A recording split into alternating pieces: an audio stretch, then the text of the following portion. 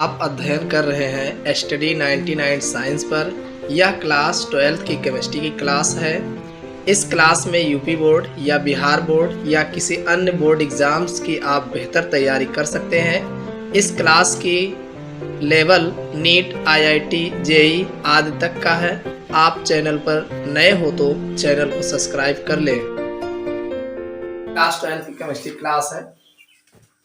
इसमें अगर आप यूपी बोर्ड एग्जाम्स या किसी अन्य बोर्ड एग्जाम्स की तैयारी कर रहे हैं तो आप हमारे चैनल पर जो है इन सभी के वीडियो जो है उपलब्ध है। आप हमारे चैनल को सब्सक्राइब कर लीजिए और चैनल पे जा करके आप लेसन वाइज जो है प्लेलिस्ट में जा करके सभी वीडियो को देख सकते हैं। आज हम बात करने वाले हैं शुष्क सेल तथा सीसा संचायक सेल। कभी कभी एग्जाम में पूछ लिए जाते हैं ड्राई सेल्स के बारे में, और जब भी पूछा जाएगा ये लॉन्ग में ही पूछे जाते हैं। ज्यादातर जो है इसका डायग्राम बना करके इसके बारे में बताना रहता है, और विकल्प में भी कभी भी पूछ लेते हैं इसकी दक्षता कितनी होती है या कितने वोल्ट का ये होता है। तो पूरा देखने वाले हैं। हेडिंग डाल लीजिए शुष्क सेल।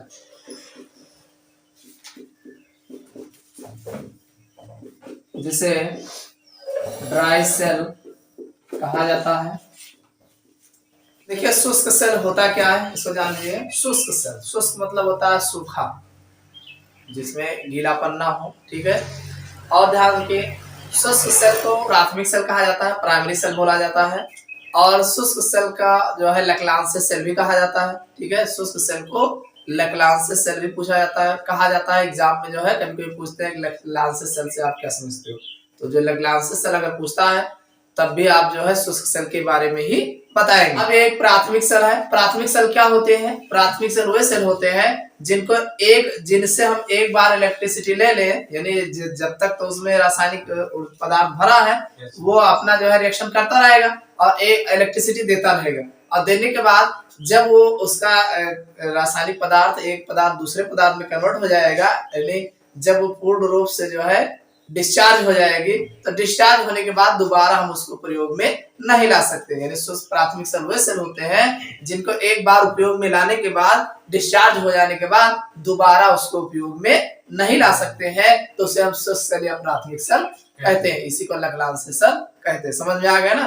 प्राथमिक सेल क्या है? प्राइमरी सेल वे सेल होते हैं जिनको एक जब तक इलेक्ट्रिसिटी देते हैं और एक बार डिस्चार्ज होने के बाद दोबारा उनका उपयोग में नहीं ला सकते। समझ में आ गया ना? जैसे आपने निप्पो बैटरी का नाम सुना होगा, ठीक है। जीप है, ये सब पहले आती थी, अब तो उतना देखने को नहीं मिलेगा मार्केट में, लेकिन निप्पो बैटरी है। ये सब बैटरियां ऐसी होती है जब तक आप यूज कर रहे हो, उसके बाद जब वो एकदम बेकार हो जाती है, डिस्चार्ज हो जाती है, तो फिर उनको फेंक ही दिया जाता है, ठीक। यह एक प्राथमिक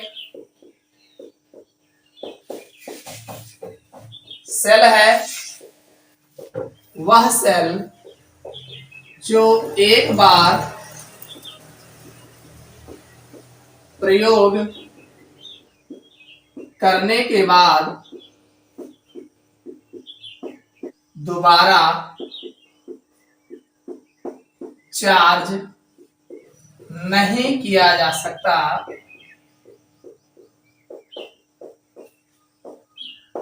है। शुष्क सेल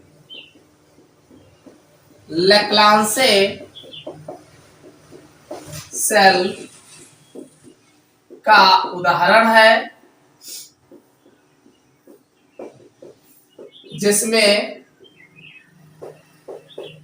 जिंक का खोल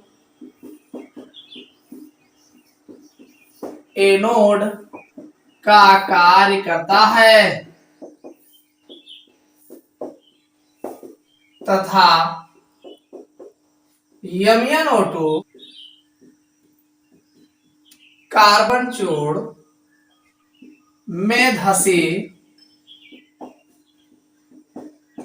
ग्रेफाइट छड़ कैथोड का कार्य करते हैं। एनोड तथा कैथोड के मध्य में NH4Cl या Zn का पेस्ट भरा होता है MnO2 द्विध्रुवक का कार्य करता है।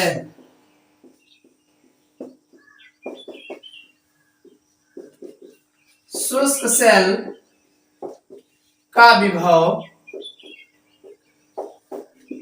1.5 वोल्ट होता है। इनमें होने वाली अभिक्रिया निम्न है। देखिए हमने कहा कि यह एक प्राथमिक सेल है। प्राथमिक सेल क्या होती है? वह सेल जो एक बार प्रयोग करने के बाद दोबारा चार्ज नहीं किया जा सकता। इसको ध्यान रखिएगा, बहुत पूछा जाता है प्राथमिक सेल। ठीक, फिर आगे कहा गया शुष्क सेल जो है लैक्लांसे सेल का उदाहरण है। शुष्क सेल किसका उदाहरण है? लैक्लांसे सेल का। कहेंगे लैक्लांसे सेल से आप क्या समझते हो? इसके किसी एक उदाहरण द्वारा समझाइए। तो लैक्लांसे सेल यही इसी का उदाहरण ही है। ठीक, जिसमें क्या होता है? जेडन का क्वेट होता है, जेडन की कवर होती है। आपने देखा होगा निप्पो वाली बैटरी जब उतारो तो उसके ऊपर पूरा जिंक का ही पूरा जो है चमकता हुआ दिखाई देता है। ठीक है, तो ये दिया है जिसमें जेडन का खोल एनोड का कार्य करता है तथा देखो जेडन का खोल एनोड का कार्य करता है तथा MnO2 कार्बन चूर्ण में धसे ग्रेफाइट की छड़ कैथोड का कार्य करती है। अरे आपने देखा होगा एक बीच में राड लगी होती है कार्बन की। तो अब उसके उस राड के बीचों बीच वाले राड के चारों तरफ जो है MnO2 और कार्बन चूर्ण का जो है बना हुआ MnO2 कार्बन चूर्ण में धसी ग्रेफाइट छड़ जो है कैथोड का कार्य करती है। आगे दिया एनोड तथा कैथोड। अब जैसे बीच वाला ही एक कैथोड होगा। अब किनारे कवच जो है बाहरी सिरा जो किनारे किनारे पूरा बर्तन बना है वो आपका एनोड हो गया। तो एनोड और कैथोड के बीच में या तो अमोनियम क्लोराइड भरा रहे या तो जिंक क्लोराइड भरा रहे। समझ में आ गया? या तो NH4Cl या तो ZnCl2 का पेस्ट भरा होता है। और MnO2 द्विध्रुवक का कार्य करता है। द्विध्रुवक MnO2 जो ग्रेफाइट की छड़ रहा है वही नीचे में द्विध्रुवक का कार्य करता है। आगे दिया शुष्क सेल का विभव। अभी बैटरी के विभव कितना होता है? तो 1.5 वोल्ट होता है। जैसे ये बैटरा का आगे 12 वोल्ट है तो बैटरी की क्षमता 12 वोल्ट है, लेकिन इसका जो है ये एक निप्पो वाली सेल की जो क्षमता होती है 1.5 वोल्ट होता है। इनमें अभिक्रिया जो है इस प्रकार से होती है। एनोड पर क्या होता है? Zn देखिए सॉलिड होगा और ये जो है Zn2 प्लस चार्ज में टूटेगा और 2 इलेक्ट्रॉन बाहर निकालेगा। अब इसी तरीके से अगर हम बात करें कैथोड पर तो MnO2 और NH4 plus charge plus electron ये बना लेंगे MnOH प्लस NH3।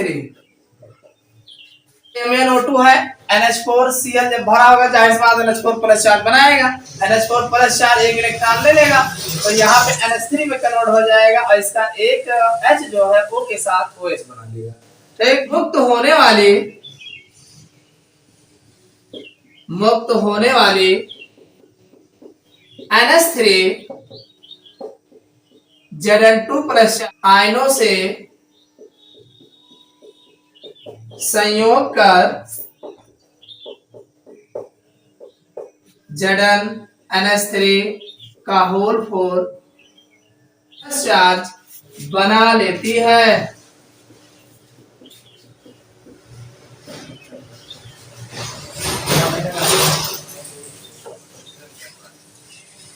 देखिए इसमें एनोड पर क्या होगा? जो जिंक का क्वेट बना रहता है ये अपने में से इलेक्ट्रॉन निकालते हैं और 2 प्लस चार्ज में जाते हैं। तो कैथोड पर क्या होगा कि MnO2 जो बीच में भरा रहता है ये NH4 प्लस चार्ज उसमें जो रहता है भाई अमोनियम क्लोराइड है तो ammonium NH4 plus charge Cl negative charge बनाएगा। तो NH4 प्लस चार्ज और एक इलेक्ट्रॉन जो निकला रहा है इसको ले लेगा और MnOH और प्लस जो है NH3 में कन्वर्ट होगा। और जैसे ही NH3 बनेगा तो NH3 जो निकलेगा ये Zn2 प्लस चार्ज इसी में बना है ना, ये Zn2 प्लस चार्ज NH3 से क्रिया करके ZnNH3 का होल 2 प्लस चार्ज बना लेगा। और जब तक ये ऐसे बनता रहेगा जितना NH3 निकलता रहेगा ये इस पे कन्वर्ट होता जाएगा। एक समय ऐसा आएगा कि उसमें NH3 निकलना बंद हो जाएगा और ये ZnNH3 का होल 2 प्लस चार्ज बनना बंद हो जाएगा। और जब बंद हो जाएगा तो और सुनिए, ये जो पहले पेस्ट भरा रहेगा ये थोड़ा सॉलिड होगा, बाद में ये जो गीला गीला हो जाता है, Zn का होल 4 जो लिखा है 2+4 ये गीला गीला होता है, और जब बैटरी गीली गीली हो उठा के फेंक देते हैं, काम खत्म हो जाता है। समझ में आ गया? इसका एक डायग्राम है, डायग्राम देख लीजिए। ये हमारा शुष्क सेल है, देखिए ये हमारा शुष्क सेल है। शुष्क सेल में देखिए ऊपर आपने देखा होगा बैटरी पे हमेशा एक कैप, स्टील टाइप का कैप लगा होता है, तो ये ब्रास कैप होता है। और ये जो है हमारे ये ग्रेफाइट की जो है कार्बन ग्रेफाइट लगा होता है, और ये इलेक्ट्रोड इस कार्बन का होता है, बीच में जो आपने देखा होगा रॉड जैसा दिखता है, तो ये कार्बन का इलेक्ट्रोड होता है जो कैथोड का कार्य करता है। और ये देखिए बैटरी के किनारे किनारे का जो क्वेट होता है, बर्तन होता है, ये सील होता है, पिंच सील होता है, ये पूरा जो है उससे सील किया गया होता है, कवर चढ़ा होता है। इसके अंदर जो है जिंक कंटेनर, जिंक का जो है लेयर पूरे का जिंक कंटेनर बना होता है। अरे ऊपर से कागज लगा रहता है और अंदर में जो है कागज से सील कर देते हैं, और अंदर में वो भी सील होता है जिंक से। पूरा जिंक से जो है देखो चिकना चिकना जो है चमकता हुआ, अगर क्वेट हटाओ कागज का लेयर हटाइए तो अंदर में पूरा जो है बढ़िया पैक मिलता है। तो ये जो होता है जिंक का होता है, और ये जो है एनोड का कार्य करता है। यही जो पैक होता है नीचे भी जो आपको दिखाई देता है, चमकता है, वाली बैटरी नीचे चमकता नहीं है, तो वही होता है। तो ये एनोड का कार्य करता है। और देखिए ये जो यहाँ पे इस ग्रेफाइट की छड़ होती है, इसके किनारे किनारे जो है MnO2 का जो है विध्रुवक का कार्य करने के लिए लगाया रहता है, और साथ में जो बीच ये पूरा खाली हुआ स्थान होता है इसमें NH4Cl और ZnCl2 का जो है पेस्ट भरा हुआ होता है। समझ में आया नहीं? MnO2 और तो यहाँ किनारे हो गया, और इसी के बगल जो है ZnCl2 और या जो है NH4Cl का पेस्ट भरा होता है। भाई ये दोनों भरा रहता है, इसी में रहता है, और ये विध्रुवक का कार्य करता है जो यहाँ पे MnO2 लगा रहता है। अब ये और सुनिए, इंसुलेटिंग पोर्स लाइनिंग, ये बीच में एक पोर्स लाइनिंग होती है इसके अंदर, अब उसमें उसी में आवश्यकता रहती है जिंक से, और इसमें जो है डिफरेंट करने के लिए। और इस प्रकार से आपका सेल होता है, इसमें कुछ खास नहीं होता है, एक ब्रास कैप हो गया, एक कार्बन इलेक्ट्रोड हो गया, और ये इलेक्ट्रोड जो है कैथोड का कार्य करता है, किनारे जिंक की जो क्वेट होती है, जिंक का क्वेट जो होता है वो एनोड का कार्य करता है, और बीच में MnO2 ZnCl2 और जो है NH4Cl का पेस्ट भरा रहता है। तो ये आपस में रिएक्शन करते हैं। रिएक्शन कैसे करते हैं? यहाँ पे Zn जो है Zn2+4 में चेंज हो गया, इलेक्ट्रॉन देता है, यही इलेक्ट्रॉन MnO2 और NH4+4 ले लेते हैं, तो MnOOH जो है और NH3 बनाते हैं। जितनी NH3 बनती है उसको Zn2+4 ले लेता है, और ZnNH3 का होल 2+4 बना लेते हैं। तो इस तरीके से क्रिया होती रहती है, जब तक ये NH3 निकलता रहता है तब तक इसमें काम होता रहता है। NH3 निकलना बंद हो जाती है, बैटरी डिस्चार्ज हो जाती है, निकाल के फेंक दिया जाता है, दोबारा इसको उपयोग में नहीं लाया जाता। तो ये है शुष्क सेल। अगले हेडिंग डाल लो, सीसा संचायक सेल, जिसे स्टोरेज बैटरी कहा जाता है। सीसा संचायक सेल या लेड स्टोरेज बैटरी, इसको भी पढ़ना है। देखिए ड्राई सेल्स जो है वो प्राइमरी सेल है, और ये जो आपका है ये सेकेंडरी सेल। सेकेंडरी सेल क्या होते हैं? सेकेंडरी सेल वो सेल होते हैं जिनको एक बार डिस्चार्ज होने के बाद दोबारा चार्ज किया जा सके। अरे द्वितीयक सेल है ना, तो द्वितीयक सेल मतलब क्या हुआ कि एक बार डिस्चार्ज हो जाए जिसको दोबारा चार्ज किया जा सकता है। यह एक द्वितीयक सेल है जो एक बार प्रयोग करने के पश्चात पुनः आवेशित कर प्रयोग किया जा सकता है। भाई द्वितीयक सेल है, एक बार डिस्चार्ज हो जाएगी दोबारा फिर आवेशित कर लीजिए, चार्ज कर लीजिए, और फिर जो है प्रयोग किया जा सकता है। इस सेल के प्रमुख घटक निम्न है। भाई इसके कुछ घटक है, इसमें क्या क्या यूज होता है। देखिए सबसे पहले एनोड की बात आती है, एनोड जो होगा वो पीबी धातु होगा। कौन धातु होगा? लेड धातु। दूसरा इसमें आपको देखने को मिलेगा कैथोड, और कैथोड जो होगा पीबीओ2 संयुग्म। संयुग्म मतलब साथ में। और इसमें जो विद्युत अपघट्ट भरा रहता है, विद्युत अपघट्ट, ये जो है 38% द्रव्यमानानुसार, यानी द्रव्यमान मतलब जितना वजन हो, H2SO4 होता है। क्या होता है? हाँ, सल्फ्यूरिक एसिड में 3 चीजें होती हैं। क्या क्या होता है? पहला तो एनोड के कार्य जो है लेड धातु करता है, और दूसरा कैथोड का कार्य पीबी और पीबीओ2 का दोनों आपस में मिला करके बनाया गया होता है। और विद्युत अपघट्ट का कार्य जो है 38% जो उसका द्रव्यमान होता है, उसी के अनुसार जो है 38% लगभग H2SO4 होता है। इनमें होने वाले अभिक्रिया निम्न है। इसमें जो अभिक्रिया होती है इस प्रकार से पीबी है, PbSO4, ये जो है 38 से मान के चलिए 40%, H2SO4, और ये PbO2 जो होगा ये PbSO4। देखिए जो सेल रिएक्शन है वो इस प्रकार से देखने को मिलेगा।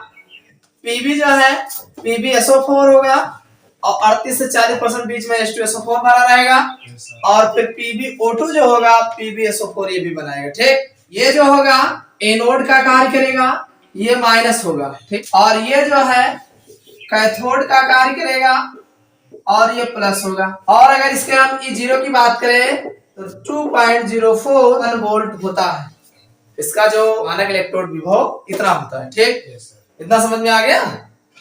अरे PbSO4 का एक बन जाएगा, अब बीच में विलयन भरा ही रहेगा, और दूसरा PbO2 जो है, अरे दो है ना, एक पीबी धातु अलग है और दूसरा PbPbO2 मिल करके बनाया गया होगा, रहेगा सब लेड।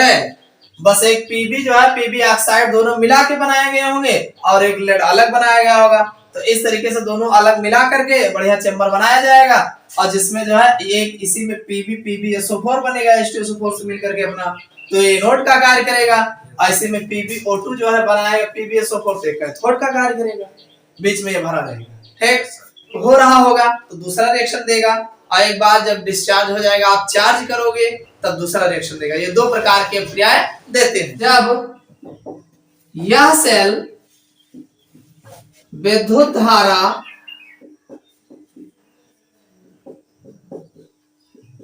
प्राप्त करने के लिए प्रयोग हो रही होती है तो निम्न अभिक्रिया होती है। भाई जब हम इसका उपयोग कर रहे होते हैं तो इसमें अभिक्रिया जो है इस प्रकार होती है। एनोड पर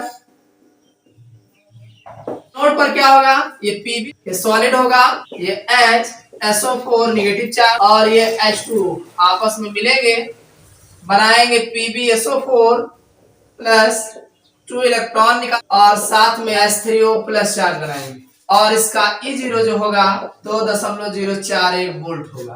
अगर हम बात कैथोड की करें तो यहाँ पे PbO2 है, ये भी HSO4 नेगेटिव चार्ज होगा, प्लस 3H3O प्लस, और साथ में इलेक्ट्रॉन लेगा और बनाएगा PbSO4 प्लस 5H2। समझ में आया? कुछ नहीं समझ में आया? देखो एक एनोड की बात है, ये एनोड है ना, ये ध्यान सुनिए, यहाँ पर लेड होगा प्योर, तो ये लेड जो है देखो H2SO4 में आप जानते हो, क्या जानते हो? H2SO4 है, H2SO4 जब तोड़ोगे तो H प्लस चार्ज और HSO4 नेगेटिव चार्ज नहीं बनेगा। अरे जब जलीय विलयन में है तो बीच में होगा तो आयन में टूटेगा, तो यहाँ पे HSO4 नेगेटिव चार्ज हो जाएगा, और साथ में H2O भरा ही है। इतना समझ में आया?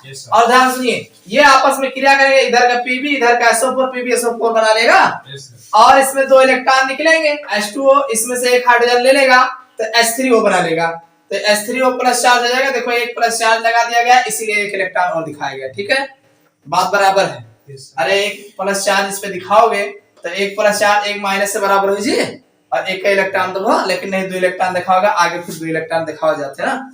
तो इसका जो पूरे सेल का ई होगी 0 होगा, 2.041 वोल्ट का होगा।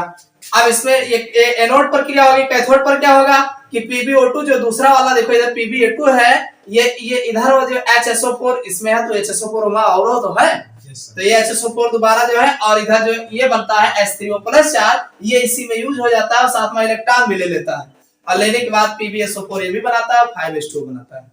समझ में आया नहीं? yes, अरे Pb जो है PbSO4 बनाएगा तो इलेक्ट्रॉन निकालेगा, H3O प्लस चार्ज बनाएगा, और PbO2 भी वही काम करेगा कि HSO4 ले लेगा, H3O प्लस चार्ज ले लेगा, इलेक्ट्रॉन ले लेगा, और PbSO4 5s2 बनाएगा। ये जब हम उससे इलेक्ट्रिसिटी ले रहे होते हैं तब ये बनता है PbSO4 बन जाएगा। समझ में आया नहीं? और ये होगा सॉलिड, PbSO4 कैसा होगा? सॉलिड होगा।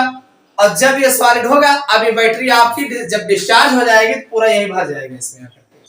समझ में आया नहीं? अब जब बैटरी डिस्चार्ज होगी, जब सेल को पुनः आवेशित किया जाता है तो निम्न अभिक्रिया होती है।